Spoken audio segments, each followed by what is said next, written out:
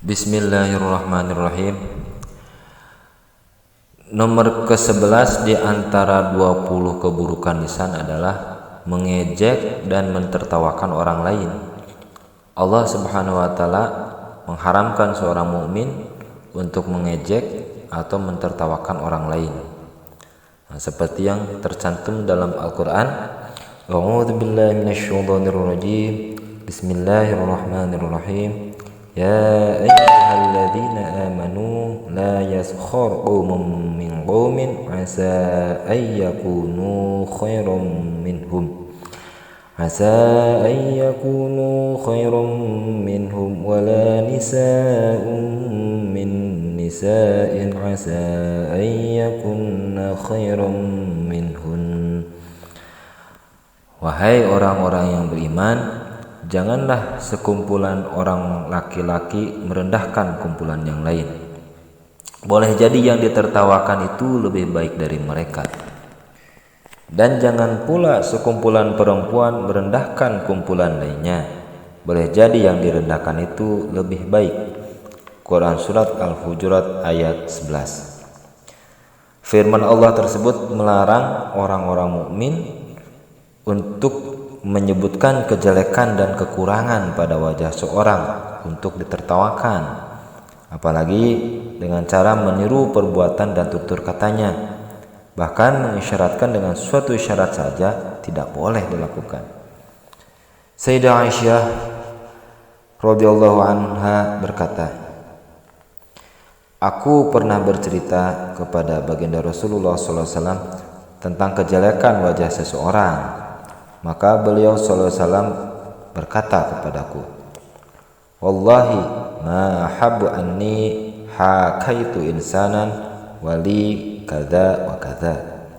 Demi Allah, aku tidak senang mengisyaratkan sifat jelek orang lain. Hadis riwayat Abu Daud dan hadis riwayat At-Tirmidzi. Dalam hadis lain, baginda Nabi besar Muhammad sallallahu alaihi wasallam bersabda, man ayyara akhahu bi dhanbin qad taba minhu lam yamut hatta ya'malahu.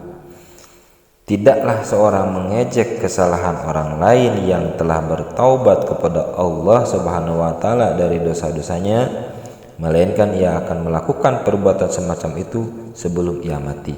Hadis riwayat At-Tirmidzi. Bahkan bila seorang mentertawakan atau mengejek orang lain dengan ucapannya yang tidak jelas, maka ia termasuk orang yang berdosa. Atau jika ada orang pendek tubuhnya dan ia mentertawakannya, maka ia termasuk orang yang berdosa. 12 di antara keburukan lisan adalah menyebarkan rahasia orang lain. Baginda Nabi Muhammad SAW bersabda, idza haddatsa ar-rajulu bihaditsin thumma tafata fahiya amanatu. Jika seorang membicarakan ucapan orang lain sampai ia menoleh kepada orang yang membicarakannya, maka hal itu termasuk ia menyebarkan rahasia seorang. Hadis riwayat Abu Daud dan hadis riwayat At-Tirmidzi. Ibnu Abi Dunya radhiyallahu anhu berkata bahwa baginda Nabi Muhammad SAW bersabda, al-haditsu bainakum amanatun. Pembicaraan seorang kepada yang lain merupakan suatu amanat yang tidak boleh dikatakan kepada orang lain. Hadis riwayat Ibnu Abi Dunya dalam kitab As-Sumtu halaman 406. Al-Hasan radhiyallahu anhu berkata, termasuk suatu perbuatan khianat jika seorang menyampaikan pembicaraan seorang kepada orang lain. Hal itu hukumnya haram karena dapat membahayakan bagi seorang yang berbicara. Jika tidak membahayakan orang lain, maka pembicaraan itu merupakan penghinaan bagi dirinya. Yang ke-13 di antara keburukan lisan adalah mengingkari janji. Firman Allah dalam Al-Qur'an, A'udzubillahi minasyaitonirrajim. Bismillahirrahmanirrahim. Ya ayyuhalladzina amanu aufu bil uqud. Artinya, wahai orang-orang yang beriman, penuhilah akad-akad itu. Quran Surat Al-Ma'idah ayat 1. Allah Subhanahu wa taala memuji Nabi Allah Ismail alaihissalam sebagaimana dalam firman-Nya, innahu kana shadiqul wa'd. Artinya sesungguhnya ia adalah seorang yang benar janjinya.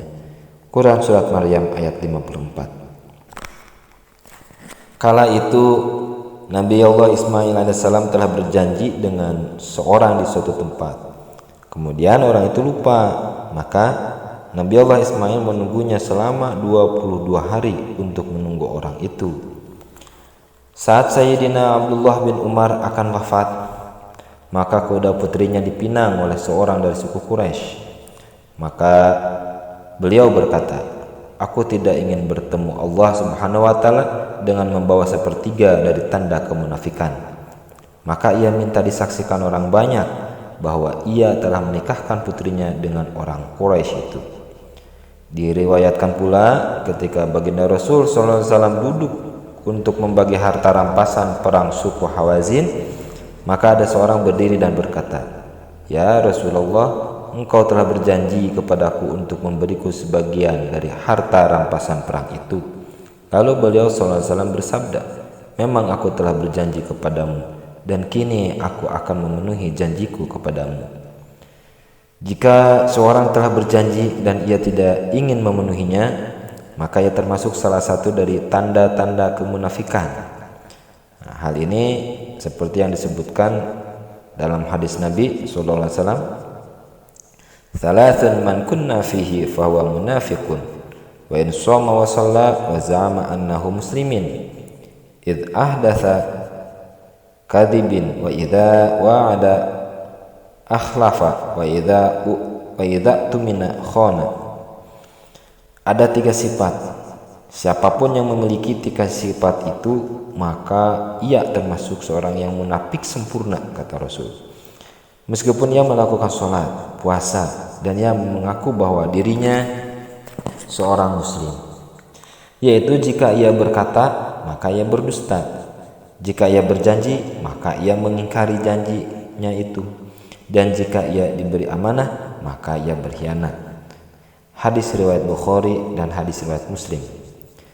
Dalam hadis lain baginda Rasulullah SAW juga bersabda, "Laisal khulufu ayya'idar rajulu wa fi niyati ayyafi."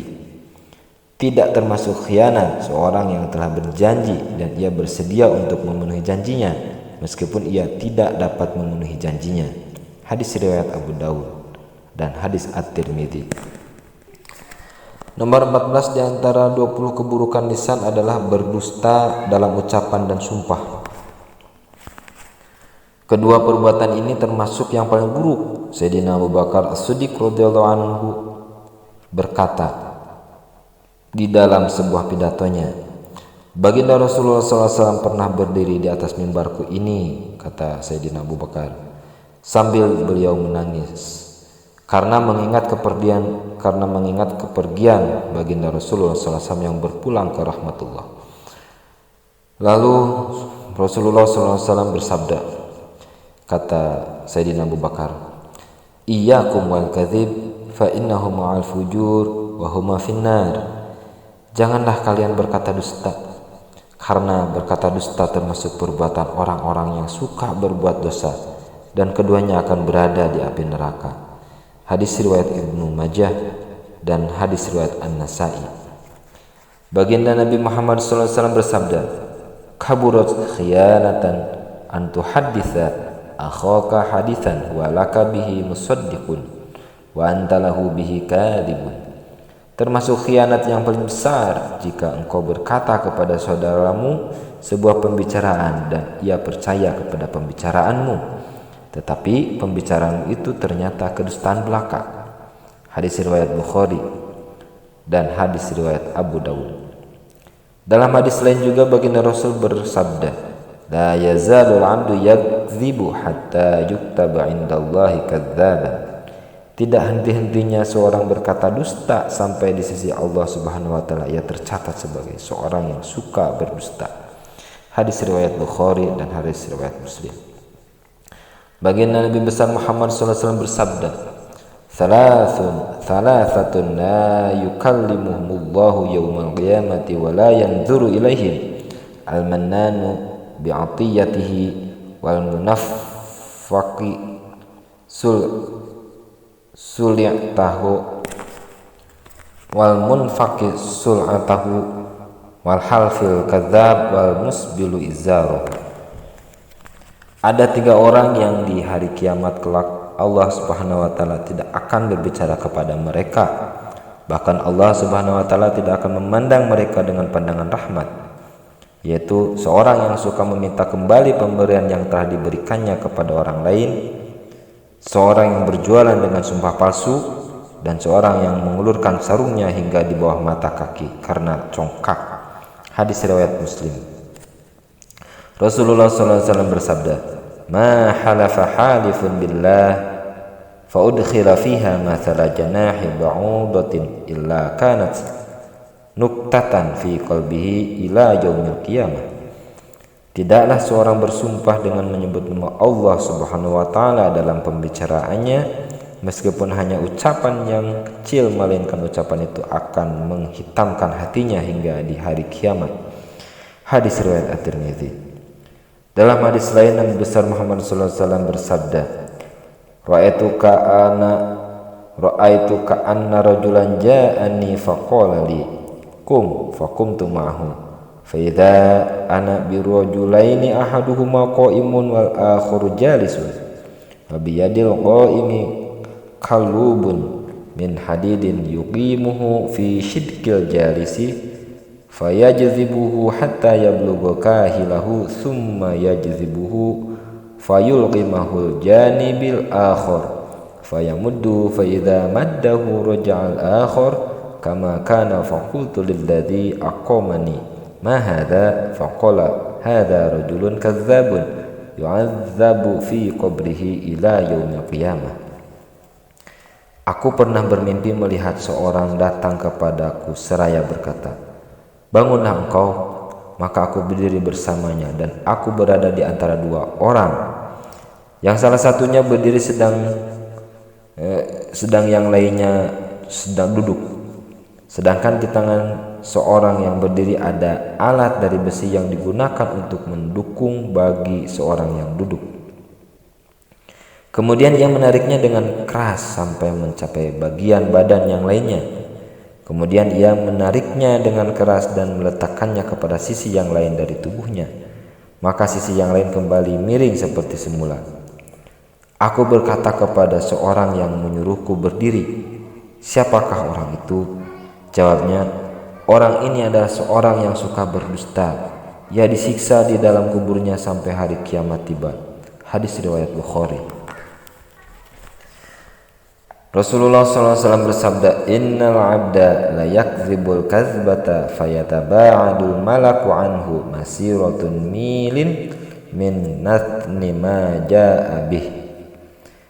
Ada kalanya seorang berdusta sekali sehingga malaikat menjauh daripadanya sejauh perjalanan 1 mil demi menghindar dari bau mulut orang itu. Hadis riwayat At-Tirmidzi. Sayyidah Aisyah radhiyallahu anha berkata, tidak ada suatu perilaku yang dihindari oleh para sahabat Nabi sallallahu alaihi wasallam lebih dari perkataan dusta. Karena Nabi Muhammad sallallahu alaihi wasallam dapat mengetahui siapa orang yang berkata dusta sampai setelah ia bertaubat kepada Allah Subhanahu wa taala. Hadis riwayat Ahmad. Sayyidina Ali bin Abi Thalib radhiyallahu anhu berkata, sebesar-besar di sisi Allah Subhanahu wa taala adalah lisan seorang yang suka berkata dusta. Dan perkataan dusta termasuk seburuk-buruk penyesalan pada hari kiamat. Khalifah Umar bin Abdul Aziz berkata, "Aku tidak pernah berdusta sekalipun sejak aku dapat mengikat sarungku sendiri." Sayyidina Umar bin Khattab radhiyallahu anhu berkata, "Yang paling aku cintai di antara kalian adalah seorang yang paling baik namanya. Jika kami melihat kalian berbudi pekerti mulia, maka kami akan mengujinya apakah ucapannya benar dan apakah ia paling dapat